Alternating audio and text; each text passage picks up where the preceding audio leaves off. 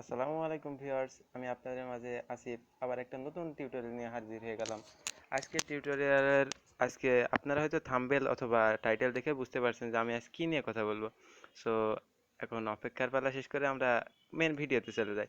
So আজকে যেটা নিয়ে কথা বলবো সেটা হচ্ছে যে কিভাবে আমরা কম্পিউটারের মতো মোবাইলের স্ক্রিনে আমরা নতুন ভিডিও দেখা যাচ্ছে আমরা ফেসবুক চালাচ্ছি, তখন আমরা আমাদের একটা ছবি দেখার দরকার হচ্ছে, যে কোনো ধরনের ছবি আপনি দেখতে পারবেন প্লাস কাজ করতে পারেন। সো বেশি কথা না বলে আমি আজ মেন টিউটোরিয়াল চলে আসি। সো এই কাজটা করতে হলে আপনার একটা প্লেয়ার লাগবে, যেটা আপনি প্লে স্টোর কিংবা নাইন অ্যাপস থেকে পেতে পারেন। এই অ্যাপসটার নাম হচ্ছে এস প্লেয়ার। এই যে এস প্লেয়ার, আমি এই যে স্ক্রিনের উপরে ঘুরাচ্ছি, এটার নাম হচ্ছে এস প্লেয়ার। তো এই অ্যাপসটা ডাউনলোড করে আপনারা ইনস্টল করে নেবেন। এখন আমি এর কাজ দেখাচ্ছি। এস প্লেয়ারটা ঠিক ওপেন করবেন। ওপেন করার পর আপনি যে কোনো ধরনের ভিডিও, মানে যে কোনো ভিডিও আপনার ফোন থেকে প্লে করবেন। আমি ঠিক প্লে করছি। এই যে প্লে করার পরে দেখেন কি হয়। সো আমার মোবাইলে ভিডিওটা প্লে হওয়া শুরু হয়েছে। সো আমি একটু সাউন্ডটা কম করে দিই। এখন আমি থ্রি ডটে ক্লিক করব। থ্রি ডটে ক্লিক করার পর আমি এই যে ফ্লোটিং উইন্ডো এটাতে ক্লিক করব। এবার দেখেন মজা।